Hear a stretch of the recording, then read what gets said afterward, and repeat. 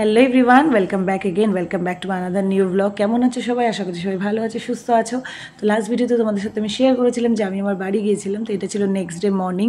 সকাল সকাল সবাই ঘুম থেকে উঠে পড়েছিল। যতই তুমি ভেবে শোও যে কোথাও গেছি, একটু দেরি করে ঘুম থেকে উঠবো, কিন্তু সেটা পসিবল কোনোদিনও হয় না। সেদিনকেই তাড়াতাড়ি ঘুম ভেঙে যায়। আর এরপরে আরুষ তো উঠে সবাইকে জাগিয়ে দিয়েছিল। তারপর ঘুম থেকে উঠে স্টার্ট হয়ে গেছিলো ওদের খেলা, ননস্টপ খেলেই যাচ্ছিল। এরপরে আমি নিচে গিয়ে ব্রেকফাস্ট বানানো স্টার্ট করে দিলাম। তো ব্রেকফাস্টে আরশির আর আরুষ তিনজনের জন্য ব্রেকফাস্ট বানালাম সবার ফার্স্টে।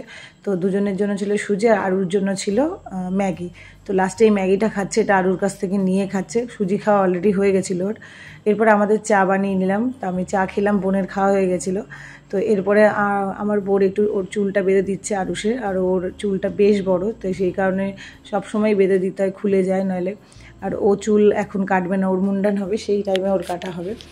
তো যাই হোক, তো আমরা তারপরে বসে সব গল্প করছিলাম, বাচ্চারা খেলা করছিল।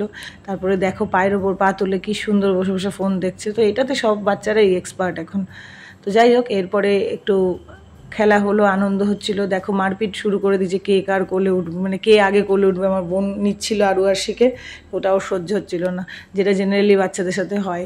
মাকে ছাড়া, মাকে কারো মার কোলে কাউকে উঠতে দেবে না, এটা নর্মাল। যাই হোক, এইসব তো খেলা চলছিল ননস্টপ, ভীষণ এনজয় করছিল সবাই। আর আরু আসি জানে যে একটা দিনেরই ছুটি, এরপরে বিকেলবেলাতেই আমরা চলে যাব। তো সেই কারণে খুব এনজয় করছিল আরু আসি। তো এরপরে মা বলছিল যে লাঞ্চ বানাতে হবে। লাঞ্চটা আমি খুব কম বানিয়েছি, বিকজ আমাদের নিমন্ত্রণ ছিল, যেটা আমি অন্য ব্লগে তোমাদের সাথে শেয়ার করবো, কারণ তা না হলে ব্লগটা অনেকটা বড় হয়ে যাবে। তো আমি ভেবেছি নেক্সট ব্লগে তোমাদের সাথে শেয়ার করবো।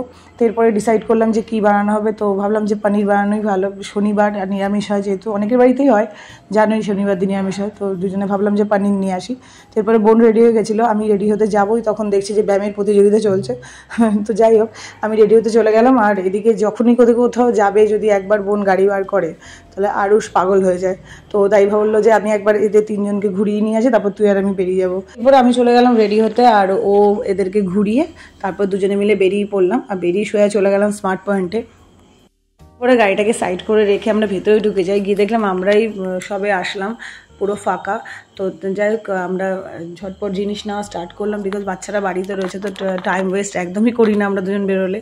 তো ফার্স্টে গেলাম পনিরের সেকশানে। তো ওখানে গিয়ে দুজনে ভালো করে খুঁজলাম, বাট ওখানে যে কিউব পনিরগুলো আমি নেব আমুলের, সেগুলো নেই। তো দুজনে অনেক খোঁজার পরে তো ফাইনালি যে পনিরের বারগুলো হয়, তো ওইটাই নিলাম। আমি বললাম নিয়ে নে, আমি কিউব করে কেটে ওটার তরকারি বানিয়ে নেবো। তো এরপরে আর যা যা জিনিস নেওয়ার সেগুলো নিলাম, নিয়ে ঝটপট বাড়িতে গিয়ে লাঞ্চ বানিয়ে নিলাম। বিকজ আমি বলেছি যে আমরা বেরোবো এক জায়গায়, আমরা এক জায়গায় যাবো, 1টা নাগাদ বেরোবো। তো তাড়াতাড়ি লাঞ্চ বানিয়ে বাচ্চাদের ফ্রেশ করে বেরোতে হবে, সেই কারণে তাড়াতাড়ি সব করে নিয়েছিলাম।